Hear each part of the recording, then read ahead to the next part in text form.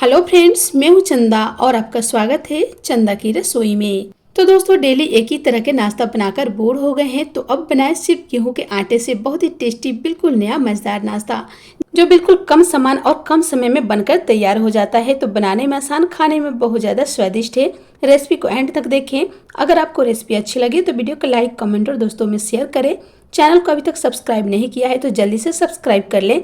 साथ ही bell icon को दबाएं ताकि हमारी सारी नई नई वीडियो आपको सबसे पहले मिले। तो चलिए शुरू करते हैं बनाना। इसके लिए हम यहाँ पे ले रहे हैं 2 कटोरी गेहूं का आटा।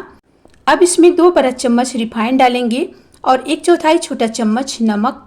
अब हमें इन सभी को हाथों से बढ़िया से मिलाना है। तो इसे मिलाने यानी कि म्योन करने के बाद अब अपने मुट्ठी में इस तरीके से बांध कर देख लीजिएगा। जब ये मुट्ठी में बंध रहा है तो सोचिए बढ़िया से म्योन हो गया है। तो देखिए यहाँ पे मुट्ठी में बंध रहा है, तो इसी तरह से आप चेक कर लीजिएगा। तो अब हम इसमें डालेंगे आधा छोटा चम्मच अजवाइन और 1 छोटा चम्मच कुटी हुई लाल मिर्च, थोड़ी सी हल्दी पाउडर। तो दोस्तों, थोड़ी सी हल्दी पाउडर डाल देने से नाश्ते में कलर बहुत बढ़िया आता है, तो बिल्कुल थोड़ा सा ही हल्दी पाउडर डालें। और देखिए इसे मिला लेते हैं। मिलाने के बाद अब इसमें थोड़ा थोड़ा करके पानी डालेंगे, क्योंकि आटा को हमें सख्त गूंथना है, इसलिए एक बार में ज़्यादा पानी नहीं डालें। और इस तरह से मसलते हुए उसे सख्त गूंथ लें। तो देख सकते हैं यहाँ पे आटा बिल्कुल सख्त गूंथा है और इसका कलर भी देख सकते हैं कितना बढ़िया आया है।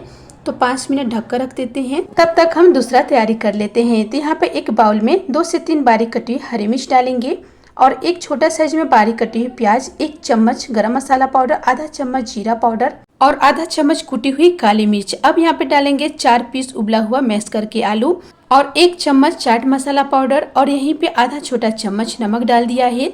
तो दोस्तों, नमक आप अपने स्वाद के अनुसार कम ज्यादा कर सकते हैं। तो यहाँ पे ध्यान से ही नमक डालें, क्योंकि नमक हमने आटा में भी डाला है और चाट मसाला में भी नमक होता है। तो चलिए, यह फिलिंग बनकर रेडी है। अब इसे साइड में रखते हैं। और यहाँ पे आटा भी हमारा 5 मिनट में बढ़िया से फूल गया है। तो आटा को एक बार फिर से मसलते हुए गूंथ लेते हैं। अब हम इस आटा का 3 भाग करेंगे। तो इस तरह से 3 भाग कर देते हैं। तो इस तरह से बिल्कुल बराबर इसका लोई बनकर तैयार होगा। तो चलिए फटाफट लोई बना लेते हैं। तो इसी तरह से हमने तीनों का लोई बनाकर तैयार कर लिया है। अब एक लोई लेंगे और हाथों से अच्छे से इसे फैला लेंगे और इसके बाद हम इसे बेलन से बेलेंगे। तो आटा में बढ़िया से म्योन है, इसलिए यहाँ पे सूखे आटे की जरूरत नहीं है। आप इस तरह से इसे उठा कर बेल के तैयार कर सकते हैं। या आपको बेलने में दिक्कत हो तो थोड़ी सी यहाँ पे तेल लगा लीजिएगा। तेल से भी बहुत बढ़िया बेल जाएंगे। तो यहाँ पे हमें रोटी जैसे ही इसे बेलना है, ना ज़्यादा मोटा और ना ही ज़्यादा पतला। देख सकते हैं बिल्कुल रोटी जैसे बेलकर तैयार किया है। अब हम यहाँ पे आलू वाली फिलिंग ले लेंगे और इस तरीके से इसे छोटे छोटे बॉल्स बना लेंगे। तो इसी तरह से कुछ बॉल्स बना लेते हैं और बाकी के बॉल्स भी हमें इसी तरह से बनाकर तैयार करना है। अब बेला हुआ रोटी को हमें पूरी बनाना है। तो इसके लिए देखिए हमने यहाँ पे कटोरी लिया है। तो आप चाहें तो इस तरह से कटोरी या बड़ा सा गिलास ले सकते हैं।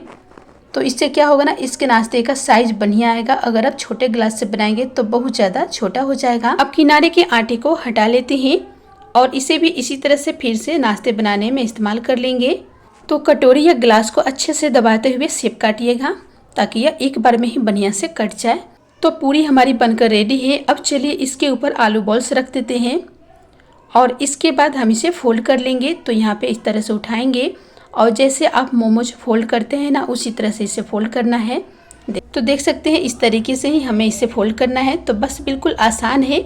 और फोल्ड करने के बाद इस तरह से आप घुमा दीजिए। अब इसे घुमाते हुए हमें दबा देना है, ताकि ये बिल्कुल खुले नहीं। तो इस तरह से उंगलियों से दबाएंगे और फिर इसे बिल्कुल कचौड़ियों के शेप दे देंगे। हल्का हल्का हाथों से दबा देंगे। तो देख सकते हैं कितना बढ़िया नाश्ता दिख रहा है। तो बस इसी तरह से हमें सभी को फोल्ड करना है। तो एक पीस और कर लेते हैं। तो ऐसे उठाना है और इसे बिल्कुल मोमोज के जैसे फोल्ड कर देना है। तो बिल्कुल आसान है इसे बनाना। और इस तरह से घुमाते हुए उंगलियों से बढ़िया से इसे दबाकर पैक कर देंगे। हथेलियों को बिल्कुल हल्की से दबाएंगे, जैसे कचौड़ियों को शेप देते हैं उसी तरह से। तो सारे नाश्ते को हमें इसी तरह से पैक कर लेना है। तो यह नाश्ता अभी जितना बढ़िया पैकिंग में दिख रहा है ना, बनने के बाद यह और भी ज़्यादा बढ़िया दिखेगा। तो देखिए ये भी नाश्ता हमारा पैक हो गया है। तो इसी तरह से बचे हुए नाश्ते को भी बना लेंगे। तो लीजिए सारे नाश्ते को पैक कर लिया है। अब चलिए फ्राई करते हैं। तो गैस पे पहले से तेल गरम होने के लिए रख दिया है, क्योंकि इस तेल को हमें मीडियम फ्लेम पे मीडियम गरम करना है।